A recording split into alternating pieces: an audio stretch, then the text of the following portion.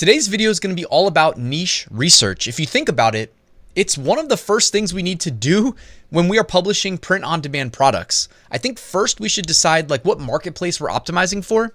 And if you know me, I prefer Amazon merch. It's always been best to me in terms of profits generated. So I'm going to optimize for Amazon merch. Next up, it's okay, well, what are we selling? Well, we need to figure out a niche. Amazon merch tells us what products we can and can't sell. I'm going to sell my designs on every product available and on every marketplace available. But what niches are we going to sell in before we worry about design? I want to walk you through my personal process that I prefer right now in 2024 in this video. I'm going to put a Father's Day slant on it, and I'm going to do some kind of simultaneous in real time designs, all right? Create some designs while we go to show you how I would really do this, all right? I know that's why you're here, so let's get right to it. To get started for this tutorial, you could probably guess, we're gonna head on over to Amazon.com because we're optimizing our approach for Amazon. I'm gonna go to the search bar, and since it's a Father's Day tutorial, I'm gonna type in funny Father's Day shirt. Again, I'm just showing you how I would personally go about doing this. Now, what I like about optimizing for shirts is that they often translate really well into the 13 other product types available on Amazon merch. It's not necessarily super optimal for things like pop sockets and maybe even phone cases, but I think it does a good enough job, and I'd much rather just allow it to be purchased, because if you don't enable that design on those products, well, you're leaving money on the table. Anyways, I'm going to scroll through here, and I know from experience that the thumbnail behind me that you see kind of repeated many times, not this one though. This is the one that's a little bit different. The other ones that are pretty repetitive, they are Amazon merch listings. Now, what you're going to notice is a lot of these are brands that are IP protected, okay? Like we see a lot of, Dadalorian from Disney, Star Wars, etc. One of the biggest benefits of using a research tool, and I'm going to jump on over to one in just a second, is that it filters out the protected brands. It filters out all of these Amazon FBM brands, because FBM is not necessarily doing a great job informing us of what merch allows. Merch is very strict. A lot of the most successful FBM products are in gray areas, or using keywords that merch does not allow per their content policy, okay? The merch algorithm is not perfect. So what I really like to do is use a research tool because it expedites this process. Also, though, if you don't want to use a research tool, I just wanted to tell you that the DS Amazon Quick View Chrome extension is a great option because it shows the BSR underneath products, okay? But we're going to save ourselves, 3 to 4 times the time by simply closing out of this window, jumping on over here to Podly, which essentially is scanning and creating their own database of Amazon merch product listings. You've seen me use it in top 5 niches of the week every Sunday, except this past Sunday because I was on my bachelor party. My bad, I should have pre-recorded one, but I forgot. But you can see here, they've got a ton of designs. What you don't see though behind me is a bunch of Disney shirts and whatnot. I'm actually surprised there's a New York Knicks shirt here. So Amazon merch does onboard new clients. Like you saw, they onboarded Disney, right? And the Star Wars brand and the Marvel brand. It looks like they made a partnership here with maybe the New York Knicks or potentially the whole NBA. So this is something that needs to be manually filtered out. And I will tell my friends at Podly, they need to update it to remove the New York Knicks. But that being said, they're doing a pretty good job, all things considered.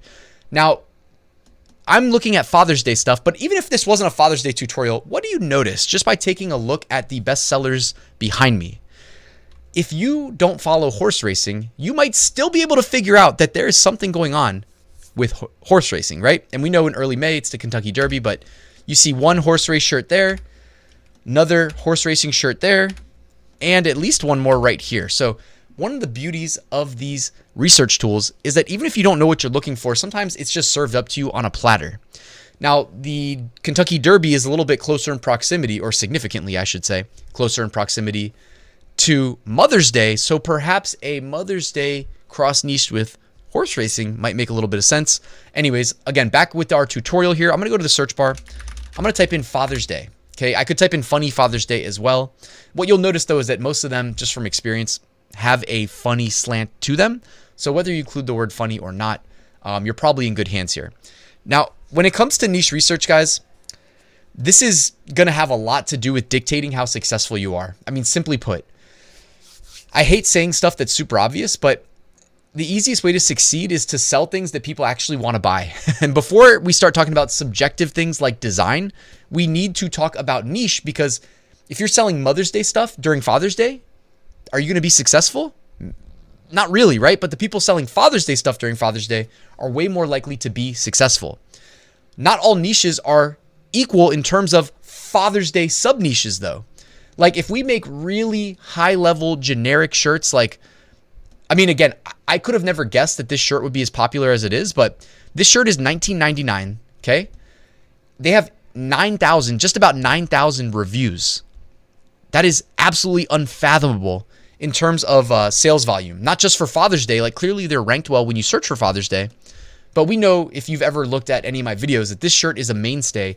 It's a regular top 10 bestseller year round, okay? It says, I'm not old, I'm classic, and it's got a classic car on it. So one thing I might do is open a new Podly tab here and then type in classic car. Okay, notice I didn't have to say Father's Day because we already kind of know that when this is the #1 bestseller when you search for Father's Day, that there's something about Father's Day and classic cars that is working, okay?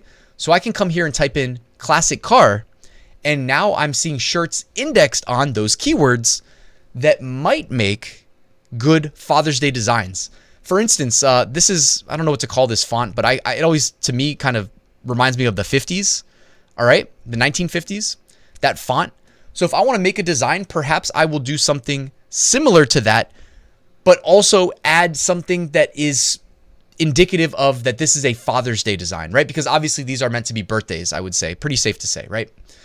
So I would maybe add a Father's Day element. Now, I said I would jump on over here into Photoshop, but I'll do that in just a second because I'm not really prepared with this font. I don't know what it's called. By the way, did you know you can Google, like, what is this font? And there's websites where you can just take a picture and upload it and it'll tell you what it is. Pretty nifty. But what might I do? So I actually had a design template kind of queued up here where I was thinking, like, maybe we cross niche Father's Day with basketball. No rhyme or reason why. I just thought to myself, I think for sure there are dads that maybe bond with their kids over basketball. Maybe they're a basketball coach. A lot of different things. Maybe they're just dads that like to play basketball or watch basketball or play basketball video games. You see what I'm saying? There's so much potential. Honestly, if I want to do research, which, I mean, this is about research, so I'm not going to skip it, but everything I just told you is like off the top of my head, right? So before I worry about what is already selling, which is something I do recommend doing, I might just go ahead and have some fun with it. You know, there is a fun element to what we're doing. You don't have to go and validate every little thing in the sense of like, okay, it's Father's Day. Well, we know that's popular. Okay, but basketball? Yeah, do we really need to go and search to validate that basketball is popular? It's popular. Father's Day and basketball combined? I know, I'm a genius. Let me know in the comments how smart I am, right? So we did the classic car example as like one way of kind of niching down, but how about we say something like basketball and then figure out ways to add a Father's Day element to it. Okay, so also because, you know, basketball and the NBA and stuff like that, there's also going to be some people that are uploading to Amazon merch that are towing the line and getting a little bit, you know, too close for comfort, if you ask me. So what I might do here is honestly just put, in Podly, guys, you can change the search from default to in title.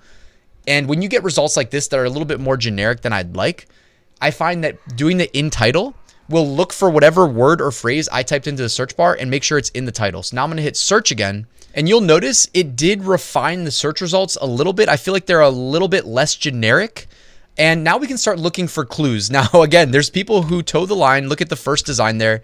The GOAT 23. I mean, come on now. And it's red and black. That's definitely a Michael Jordan shirt. People should not be doing that. That's not the point of this video, but just remember, Amazon merch is strict with their content policy. Stuff like that, when they find it, will get you banned. We have a New York basketball shirt. So we could do something like New York basketball dads. Again, the text in the shirt too, keep in mind, the text in the shirt does not have to mimic the text that someone types into the Amazon search bar that would buy our design. So it could be something like New York dad.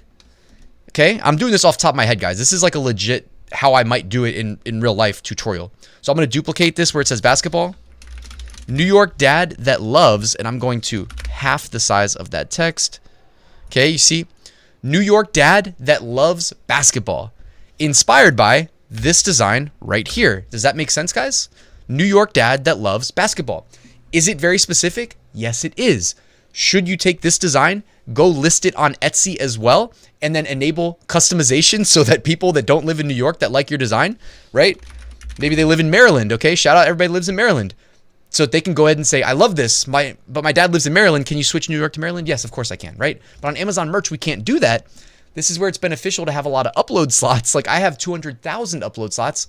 I can upload this for every single state if I want to. You see what I'm saying?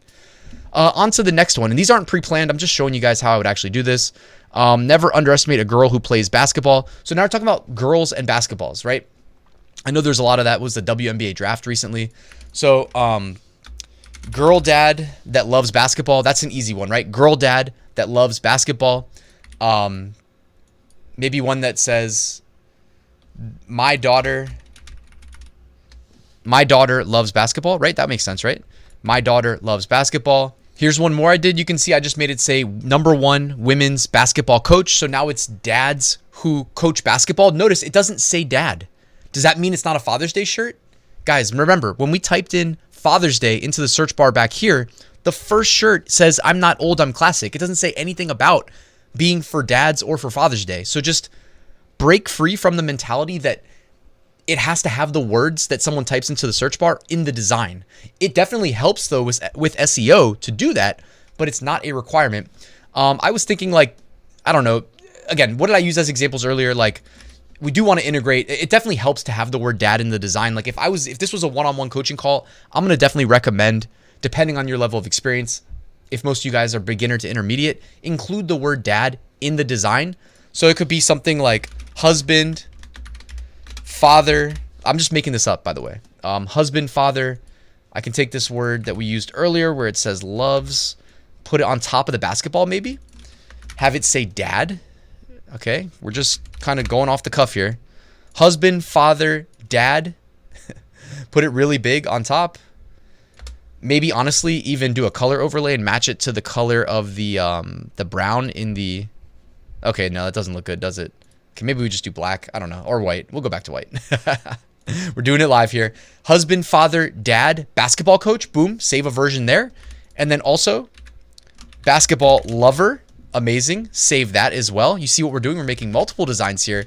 It's not like there's some silver bullet that's like, oh, this is the best design ever. No, give it multiple attempts. Give it multiple opportunities. Basketball, don't forget, basketball player, right? People love playing basketball. And basketball video game player, right? Something like that. Video gamer. Okay? You guys see what we're doing here? This is how I would truly go about it. You can see you can spend a lot of time on just one sub niche of Father's Day. I chose basketball at random, but I guarantee you there's going to be products that sell, not just t-shirts. Remember, we're talking about Amazon merch. So you upload one design, enable it on all 14 products. I guarantee you there are some sales waiting to be made in that specific sub niche, and then go and expand it out into other niches. Guys, thank you for watching this video. Check out Podly. It is linked in the description. They have a massive database of Amazon merch products, which really helps when it comes down to drilling down into the sub niches. It always helps to look at what's already out there that's selling and then integrate that into your designs. And of course, put your own spin on it as you just saw me do. So shout out to Podly, linked in the description. Please hit that like button if you found this video helpful. Drop a comment. Let me know if you have any questions, feedback, etc. Subscribe, and I'll see you guys soon with a new video.